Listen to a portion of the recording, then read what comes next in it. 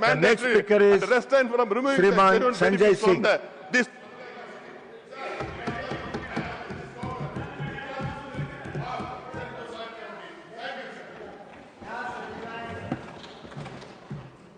धन्यवाद मान्यवर, आपने इस महत्वपूर्ण बिल पे मुझे अपनी बात कहने का मौका दिया। मान्यवर, मुझे आज वो दृश्य याद आ रहा है जब भारत की सरकार किसानों के खिलाफ 3 काला कानून लेकर आई थी और उस समय हमने रोका था मान्यवर, निवेदन किया था, विनती की थी, हाथ जोड़ा था कि किसानों के साथ विश्वासघात मत कीजिए, लेकिन सरकार ने नहीं सुनी। सर, हमने विरोध किया, हम बेल में आए, सरकार को चिताया, हमें सस्पेंड करके बाहर कर दिया गया। सर, 7 दिन तक इसी संसद के परिसर में हम लोग निलंबित करके रखे गए। सरकार ने हमारी बात नहीं सुनी। 1.5 साल तक किसानों ने सड़क पे धरना दिया और 750 किसानों ने अपनी शहादत दी। संजय जी, उसके बाद बिल पर बोलिए। वो उसी पे बोल रहे हैं सर, इसी पे बोल रहे हैं, इसी पे बोल रहे हैं। इस देश का किसान, बोलिए, इस देश का मजदूर, इस देश का अन्नदाता। सर, आपका चेहरा आ रहा है, मेरा भाषण मेरा चल रहा है, चेहरा आपका आ रहा है। आपका इस देश का किसान, आपका आ रहा है, आपका आता है। इस देश का मजदूर, इस देश के करोड़ों लोग सड़कों पर उतरे, उनको खालिस्तानी कहा गया, पाकिस्तानी कहा गया, गोलियां चलाई गई, लाठियां चलाई गई, बड़े बड़े कील गाड़ दिए गए सड़कों पे। और 1.5 साल के बाद प्रधानमंत्री जी एक दिन प्रकट होते हैं, कहते हैं मेरी तपस्या में कमी हो गई, हम कानून वापस ले रहे हैं। आज मैं आपसे कहना चाहता हूं मान्यवर, यह ऐतिहासिक भूल आप करने जा रहे हैं, यह गुनाह और पाप आप दोबारा करने जा रहे हैं। और इस काले कानून को पास करने के बाद इस देश का मजदूर सड़कों पे उतरेगा, इस देश का किसान सड़कों पे उतरेगा, इस देश का आम आदमी सड़कों पे उतरेगा, जिसके पेट और पीठ दोनों पे आप छुरा मारने का काम कर रहे हैं। यह मैं कहना चाहता हूं मान्यवर।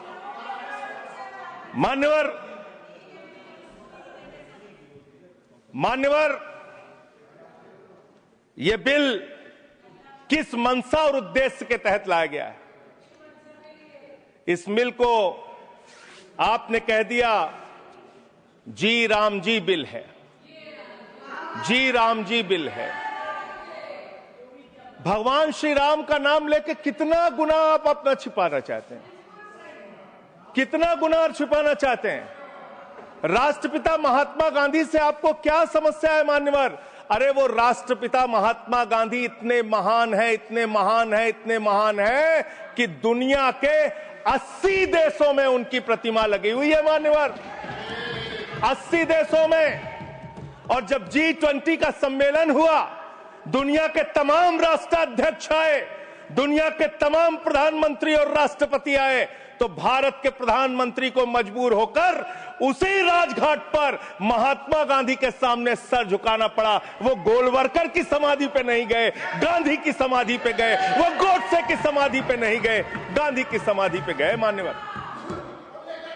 मान्यवर, राष्ट्रपिता महात्मा गांधी जो राम राज्य की कल्पना करते थे, राष्ट्रपिता महात्मा गांधी जो रघुपति राघव राजा राम का पाठ करते थे, राष्ट्रपिता महात्मा गांधी जो भगवान श्री राम के सच्चे भक्त थे। और याद रखिएगा मान्यवर, इस सरकार को आपके माध्यम से कहना चाहता हूं, भगवान को अपने भक्त से बहुत प्यार होता है। आज भगवान श्री राम आपको श्राप दे रहे होंगे कि तुम हमारे भक्त को अपमानित कर रहे हो, तुम अपने भक्त को, तुम हमारे भक्त को अपमानित कर रहे हो। भगवान श्री राम आपको जरूर श्राप दे रहे होंगे मान्यवर, मैं शिवराज सिंह जी चौहान कृषि मंत्री जी को अटल जी के एक घटना से याद दिलाना चाहता हूं, राम के नाम का महत्व।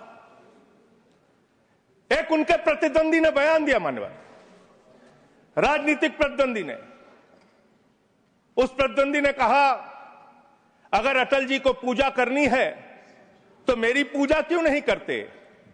मेरे नाम में भी राम लिखा हुआ है। अटल जी ने उसको जवाब दिया, राम हमारे लिए मर्यादा के प्रतीक हैं, राम हमारे लिए आदर्श हैं, राम हमारे लिए आराध्य हैं, राम हमारे लिए देवतुल्य हैं। अरे राम वो हैं जो पिता का वचन निभाने के लिए 14 वर्ष तक वनवास में रहे। राम वो हैं जिसने लंका का नाश किया। और राम चरित्र का नाम है, राम मर्यादा का नाम है, राम आदर्श का नाम है। राम के नाम में चरित्र होना चाहिए, वरना तो हराम में भी राम लिखा हुआ है, वरना तो हराम में भी राम लिखा हुआ है।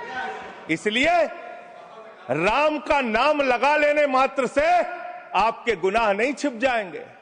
सुखराम नाम था ना मान्यवर, बेड के नीचे रुपया मिला था, बेड के नीचे रुपया मिला था। और मैं सोच रहा था कि जब क्या इस जी राम जी योजना से आप भगवान श्री राम का सम्मान कर रहे हैं या अपमान कर रहे हैं? आप भगवान श्री राम का सम्मान कर रहे हैं या उनको गली मोहल्ले गांवों में बदनाम कर रहे हैं? मैं पढ़ रहा था, एक खबर मिली, राजस्थान में मनरेगा योजना में 200 करोड़ का भ्रष्टाचार। मैंने पढ़ा गुजरात में 500 करोड़ रुपए का भ्रष्टाचार। ये सारे कागजात हैं।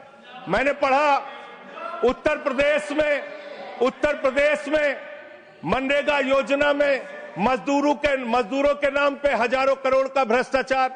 हरियाणा में मान्य हजारों करोड़ का भ्रष्टाचार। सर योजना पे बोल रहा हूँ, सर योजना पे बोल रहा हूँ। सारा कागज चाहिए आपको, इनके भ्रष्टाचार का कागज चाहिए सर दे दूंगा, इनको दे दूंगा। लेकिन अब मैं सोच रहा था कि अब अगर चर्चा होगी तो क्या चर्चा होगी? लोग क्या कहेंगे? अरे भाजपाइयों ने जी राम जी योजना के तहत 1000 करोड़ का भ्रष्टाचार यूपी में कर लिया। अरे भाजपाइयों ने हरियाणा में 500 करोड़ रुपए का भ्रष्टाचार जी राम जी में कर लिया। अरे भाजपाइयों ने महाराष्ट्र में जी राम जी के नाम पे करोड़ों का भ्रष्टाचार कर लिया। हाइपोथेटिकल बात कर रहे हैं। भाजपाइयों ने गुजरात में तो क्या बोलूं सर? क्या आपत्ति है इनको सर? क्या बोलूं? जी राम जी ना बोलूं सर? अब तो गुजरात में सैकड़ों करोड़ का भ्रष्टाचार भाजपाइयों ने जी राम जी के नाम पे कर लिया। पूरे देश में गांव में बिल पास नहीं हुआ है। विधायक इनके बीजेपी के विधायकों ने जी राम जी योजना में भ्रष्टाचार कर लिया। तो ये आप राम को सम्मान दे रहे हैं कि राम को अपमानित कर रहे हैं? आप राम को अपमानित कर रहे हैं। अरे बैठ जाओ, चंदा चोरी की है तुम लोगों ने, बैठ जाओ, चंदा चोरी की है तुमने भगवान श्री राम के नाम पे चंदा चोरी की है। बैठ जाओ, नहीं जाएगा। बैठ जाओ। It's not going on. मान्यवर देखिए, हमारा समय खा रहे हैं सर ये लोग। मान्यवर, एक लाइन मुझे याद आती है, इस बिल को पढ़ने के बाद। मेहनत तो करता हूं, फिर भी घर खाली है बाबूजी। मेहनत तो करता हूं, फिर भी घर खाली है बाबूजी।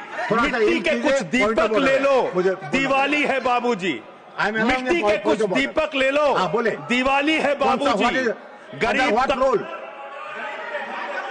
Point of order 110 110।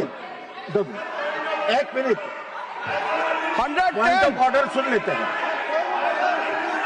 It is the right of the member. Yes, it is the right.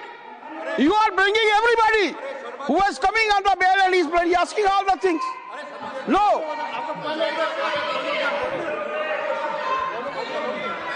आप अंडर व्हाट रूल? अगर बिल के साथ या बिल से रिलेटेड नहीं है वो रिकॉर्ड में नहीं जाएगा। तब मैं यही कहना चाहता हूं, kindly refer the scope of the debate. He is crossing. He is crossing, Honorable Vice Chairman Sahab, he is crossing all the limits. There is no mention. Either he should speak against the bill or in favor of the bill. मान्यवर बैठिए. Either he should speak in favor of the bill or he should speak against the bill. He is not speaking against the bill. He is speaking against the Ram. How you can expect that we will agree to it? Role बताइए, role.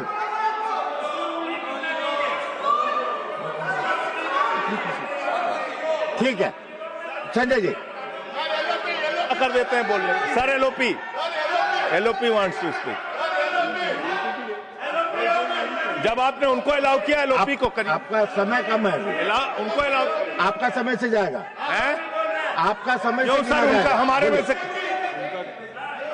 आपका समय pause कीजिए. Sir pause कीजिए.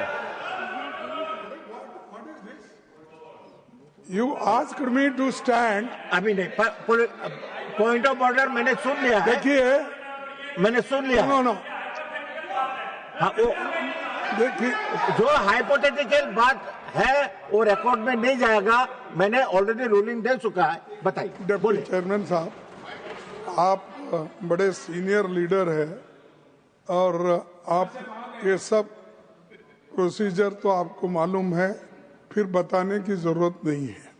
लेकिन मैं आपसे विनती करता हूं कि जब वो खामोशी से बात कर रहे हैं और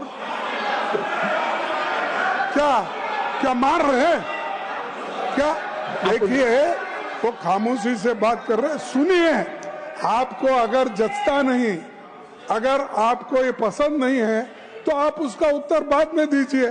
पहले सुनिए उनका जो कहना चाहते हैं. बोले. और उदाहरण के तौर पर अब उनको सारी चीजें वो उदाहरण के तौर पर बोल रहे हैं और कागज सामने रख के बोल रहे हैं. इसीलिए आप उनको परमिट देना, कहना जरा खामोश बैठ. धन्यवाद. मान्यवर मैं भाजपाइयों के लिए, भाजपाई मित्रों के लिए एक गाना गाना चाहता हूं कि देखो ऐ दीवानों ऐसा काम ना करो, राम का नाम बदनाम ना करो. राम का नाम बदनाम ना करो.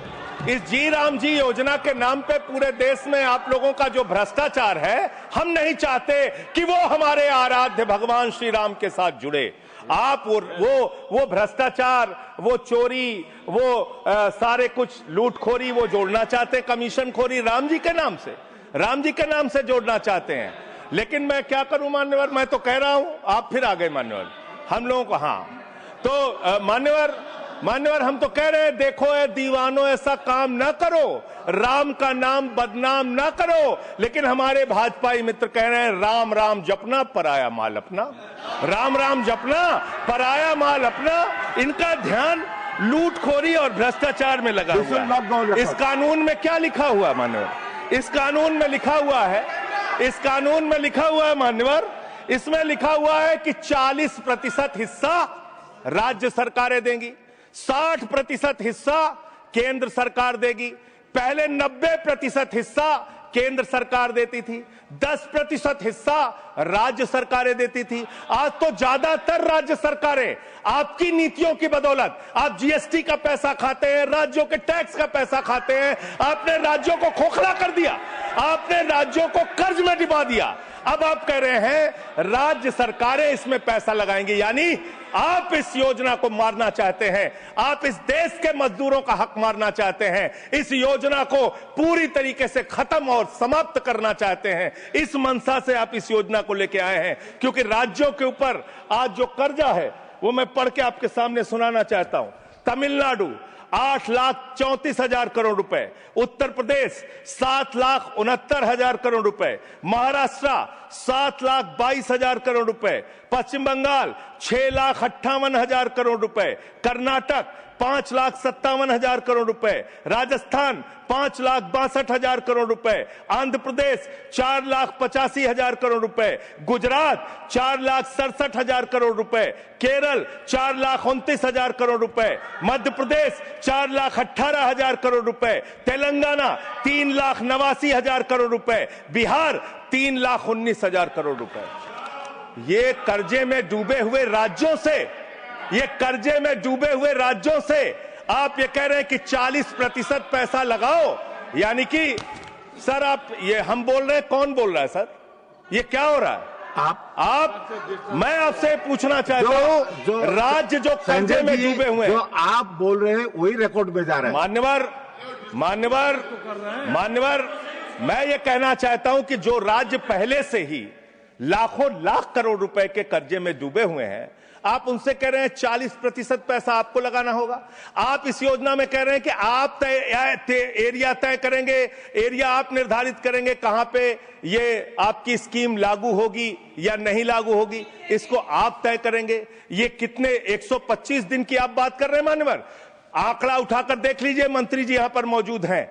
100 दिन के रोजगार की गारंटी है मनरेगा योजना में, लेकिन औसतन पूरे हिंदुस्तान में 50 दिन से ज्यादा रोजगार आपने नहीं दिया।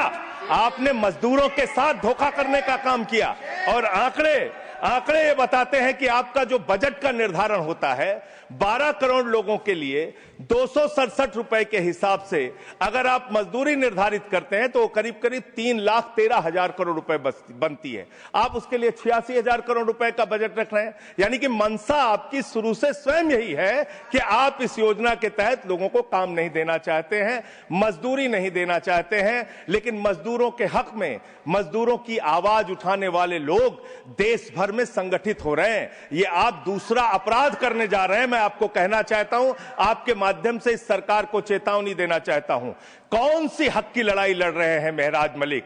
जो हमारा विधायक है जम्मू कश्मीर का, वो जमीन के हक की लड़ाई लड़ रहा था, मजदूर के हक की लड़ाई लड़ रहा था। आपने उसको पीएसए का कानून लगा के जेल में डाल दिया। कौन से हक की लड़ाई लड़ रहे थे? सोनम वांगचुक मजदूर के हक की लड़ाई लड़ रहे थे, किसान के हक की लड़ाई लड़ रहे थे, आम आदमी के हक की लड़ाई लड़ रहे थे, लद्दाख के लोगों के हक की लड़ाई लड़ रहे थे। उस सोनम वांगचुक को, जो एक पढ़े लिखे प्रतिष्ठित व्यक्ति हैं, उनको आपने पकड़कर जेल में डालने का काम किया। आप पूरे देश में जबरदस्ती मामला है जी, तो ये रिकॉर्ड में नहीं जाएगा। क्यों नहीं जाएगा सर? क्यों नहीं जाएगा सर?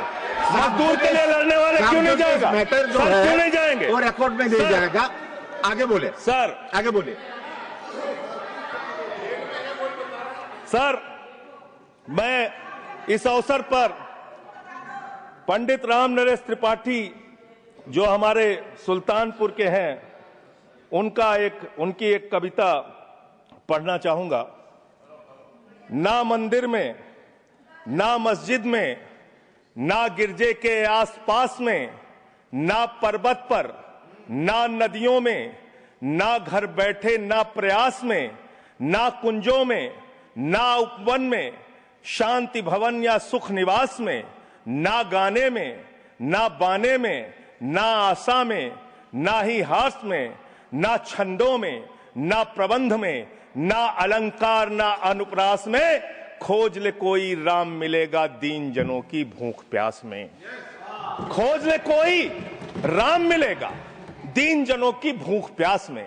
आप दीन जनों को भूखा रख के, उनकी मजदूरी छीन के, उनके हाथ का काम छीन के, उनका रोजगार छीन के, आप चाहते हैं उनके पेट पे लात मार के, आप चाहते हैं कि आप सिर्फ इस योजना का नाम बदल देंगे, इस योजना का नाम बदल देंगे तो पूरे देश में आपका महिमा मंडन हो जाएगा। अब आपका ये नकली काम इस देश के अंदर चलने वाला नहीं है। पूरा देश आपकी सच्चाई जान चुका है मान्यवर। पिछले दिनों मैंने पदयात्रा शुरू की थी अयोध्या से लेकर सरयू से संगम तक।